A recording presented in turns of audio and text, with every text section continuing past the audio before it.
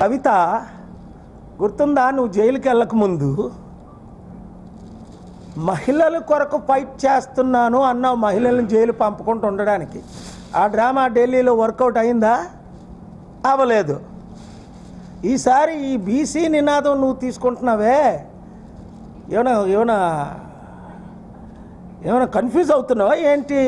మీ నాన్న బీసీ కాదు, మీ అన్న బీసీ కాదు, నువ్వు కూడా బీసీ కాదు కదా. నువ్వు వెలమ దొరలు అంటారు, చాలామంది మిమ్మల్ని దొంగలు అంటున్నారు. 7 లక్షల కోట్లు అప్పు చేశారు మీ నాన్న, మీరందరూ కలిపి ఈ రాష్ట్రాన్ని దరిద్ర, అవినీతి, అక్రమ రాష్ట్రం చేసింది ఎవరు? బంగారు తెలంగాణను తీసుకొని 2014లో 1,50,000 కోట్లు మిగిలిన తెలంగాణ మీరు వదిలేటప్పటికి 7 లక్షల కోట్లు, అంటే మీ హాయంలో 8 లక్షల కోట్లు కనిపించట్లా. 3 లక్షల కోట్లు సంవత్సరానికి ఆదాయం. ఒక్క బీసీని ఒక రోజుకైనా ముఖ్యమంత్రి చేశారా? ఇప్పుడు బీసీ నినాదం వీళ్ళకి. తల్లి కవితమ్మ, మీ నాన్న ఏమన్నాడు నాతో, అందరితో? దళితుడిని ముఖ్యమంత్రి చేస్తాను అన్నాడు. ఇలా టోపీలు పెట్టాడు, అందరమే నమ్మాం. ఏ దళితుడినైనా ముఖ్యమంత్రి చేశాడా? బంగారు తెలంగాణ అని చెప్పి అప్పులు తెలంగాణ, దరిద్ర తెలంగాణ, నీళ్ళు, నిధులు, నియామకాలు.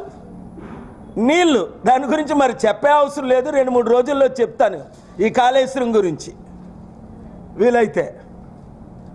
నిధులు, అబ్బా మీకెంత? TV9 రజనీకాంత్ అడిగాడు, వాచ్ ఎంత అమ్మంటే 25 లక్షలే. నీ దుబాయ్లో ఇల్లు ఎంత? 25 కోట్లు. అవును, మేము కష్టపడుతున్నాను, సంపాదిస్తున్నాం. ఏడుదో కొంచెం సీక్రెట్ చెప్పకూడదు అందరికీ.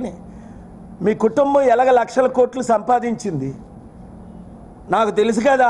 మీ చిట్టా అంతా నా చేతిలో ఉంది.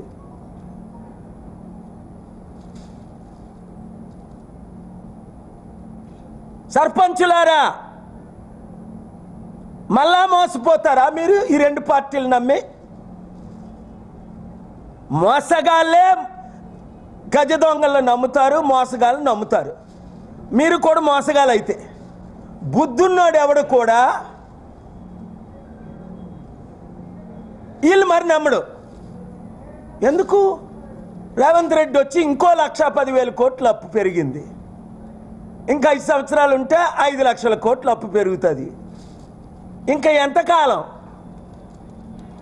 నేను ఒకటే అడుగుతున్నా, ఇంకెంతకాలం? ఆ అంబేద్కర్నే 2 సార్లు గెలవలేదు ఈ దరిద్రులు.